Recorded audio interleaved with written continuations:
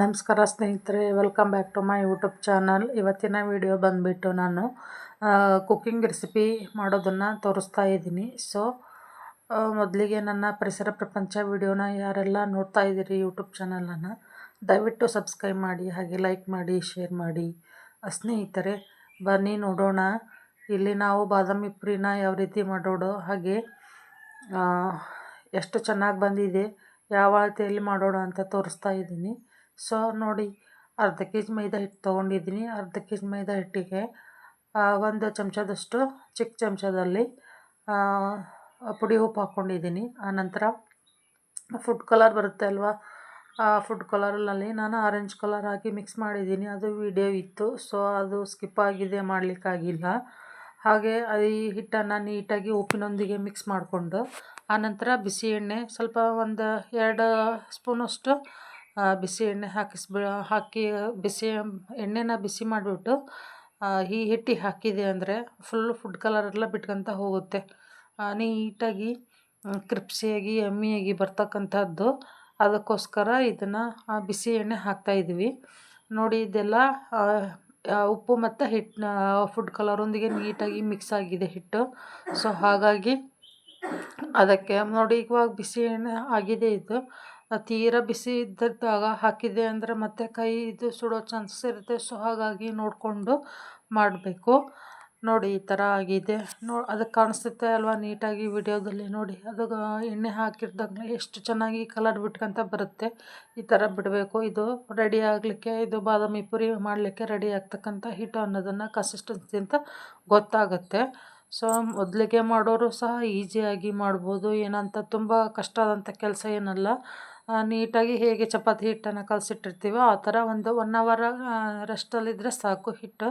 ನೋಡಿ, ನೀರನ್ನು ಸ್ವಲ್ಪ ಸ್ವಲ್ಪ ಹಾಕ್ಕೊಂಡು ಕಲಿಸ್ಕೋಬೇಕು ನೀಟಾಗಿ. ಚಪಾತಿ ಹಿಟ್ಟಿನ ಅದಕ್ಕೆ ತೀರಾ ಗಟ್ಟಿನೂ ಆಗಬಾರ್ದು, ತೀರಾ ತೆಳ್ಳನೂ ಆಗಬಾರ್ದು. ನೀಟಾಗಿ ಒಂದು ಮೀಡಿಯಮ್ ಸೈಜಲ್ಲಿ ನಾದ್ಕೊಂಡು ರೆಡಿ ಮಾಡಿ ಇಟ್ಕೋಬೇಕು. ಆನಂತರ ಅದಕ್ಕೆ ಪಾನಕ ಬೇಕಲ್ವ. ಸೊ ಹಾಗಾಗಿ ನೋಡಿ, ಹಿಟ್ಟನ್ನು ಎಷ್ಟು ಕಲರ್ಫುಲ್ಲಾಗಿ ಕಾಣಿಸ್ತಾ ಇದೆ, ಫುಲ್ ಎಮ್ಮಿ ಕಾಣಿಸುತ್ತೆ. ಸೊ ಹಾಗಾಗಿ ಅದು ನೋಡಿ, ಕೈಗೆ ಹತ್ತಬಾರ್ದು. ಎಣ್ಣೆನೂ ಸಹ ಅಷ್ಟು ನೀಟ್ ಕಾಣೋದಿಲ್ಲ, ಹಾಗೆ ಅದನ್ನು ಹಿಟ್ಟನ್ನು ಸಹ ಕೈಗೆ ಹತ್ತುತ್ತಾ ಇಲ್ಲ, ಅಷ್ಟು ಚೆನ್ನಾಗಿ ಬಂದಿದೆ. ಇದನ್ನು ಎತ್ತಿಟ್ಬಿಟ್ಟು ನಾವೀಗ ಪಾನಕ ಮಾಡ್ಕೊಳಕ್ಕೆ ರೆಡಿ ಮಾಡ್ಕೊಳ್ಳೋಣ. ನೋಡಿ, ಇದೆಲ್ಲ ಆಗಿದ ನಂತರ ನಾವು ಈ ಬೌಲ್ ತುಂಬ ಸಕ್ಕರೆ, 2 ಬೌಲ್ ಸಕ್ಕರೆ ಹಾಕ್ಕೋಬೇಕು. ನಮ್ಮ ಇದು ಸಿಹಿ ಮೆಜರ್ಮೆಂಟ್ ಮನೆಯಲ್ಲಿ ಯಾವ ಥರ ಸಿಹಿ ಇಷ್ಟಪಡ್ತಾರೆ, ಜಾಸ್ತಿ ತಿನ್ನೋರು ಇರ್ತಾರೆ, ಕಡಿಮೆ ತಿನ್ನೋರು ಇರ್ತಾರೆ. ಸೊ ಹಾಗಾಗಿ ನಮ್ಮ ಮನೇಲಿ ನಾವು ಸಕ್ಕರೆ ಸ್ವಲ್ಪ ಜಾಸ್ತಿ ಬೇಕು. ಸೊ ಹಾಗಾಗಿ ನಾನು ಅರ್ಧ ಬೌಲ್ ಹಾಕ್ಕೊಂಡಿದ್ದೀನಿ. ನಿಮಗೆ ಎಷ್ಟು ಬೇಕೋ ಅಷ್ಟನ್ನು ಹಾಕ್ಕೊಂಡು, ಸಿಹಿ ಜಾಸ್ತಿ ಬೇಕಂದರೆ ಜಾಸ್ತಿ ಹಾಕ್ಕೋಬೋದು, ಕಡಿಮೆ ಬೇಕಂದರೆ ಕಡಿಮೆ ಹಾಕ್ಕೋಬೋದು, ಸಕ್ಕರೆನ ಸ್ಕಿಪ್ ಮಾಡ್ಕೋಬೋದು. ಸೊ ನೀಟಾಗಿ ಕರಗಬೇಕು. ಅದು ಒಂದು 2ರಿಂದ 3 ಕುದಿ ಬರಬೇಕು. ಸಕ್ಕರೆ ನೀಟಾಗಿ ಕುದ್ದ ನಂತರ ಪಾನಕ ರೆಡಿ ಆಗುತ್ತೆ. ಸೊ ಹಾಗಾಗಿ ನೋಡಿ, ಇಲ್ಲಿ ಈ ಥರ ಕೈ ಆಡ್ಕೊತ ಇರಬೇಕು ನೀಟಾಗಿ. ಸ್ವಲ್ಪ ತಣ್ಣಗಾದರೆ ಚೆನ್ನಾಗಿರುತ್ತೆ ಅಂತ ಹೇಳಿಬಿಟ್ಟು ಹಾಗಾಗಿ ಅದನ್ನು ಪಾನಕ ರೆಡಿ ಮಾಡಿ ಇಟ್ಕೊಂಡ್ಬಿಡೋಣ. ಪಾನಕ ರೆಡಿ ಮಾಡಿ ಇಟ್ಕೊಳ್ಳೋಷ್ಟೊತ್ತಿಗೆ ಹಿಟ್ಟನ್ನು ಸಹ ನೆಂದಿರುತ್ತೆ, ಮಾಡಲಿಕ್ಕೇನೋ ಈಸಿ ಆಗುತ್ತೆ. ಸೊ ಹಾಗಾಗಿ ನೋಡಿ, ಈ ಥರ ಕುದಿ ಬರ್ತಾ ಇದೆ. ನೀಟಾಗಿ ಕುದೀತಾ ಇದ್ದರೆ ಅಂದರೆ ಪಾನಕ ರೆಡಿಯಾಗಿದೆ ಅಂತ ಅರ್ಥ. ಪಾನಕ ಮಾಡೋದು, ಬಾದಾಮಿ ಪುರಿ ಮಾಡೋದೇನು ತುಂಬ ಈಸಿಯಾಗಿರ್ತಕ್ಕಂಥದ್ದು. ಒಂದು ಮನೆಯಲ್ಲೇ ತಿನ್ನಬೇಕು, ಹಾಗೆ ಸ್ವಲ್ಪ ಯಾವಾಗಾದರೂ ಬೇಕು ಅನಿಸಿದರೆ ಮನೆಯಲ್ಲೇ ಈಸಿಯಾಗಿ ಮಾಡ್ತಕ್ಕಂಥ ಹೆಲ್ದಿಯಾಗಿರ್ತಕ್ಕಂಥ ಕುಕ್ಕಿಂಗ್ ರೆಸಿಪಿ ಅಂದರೆ ತಪ್ಪಾಗಲ್ಲ.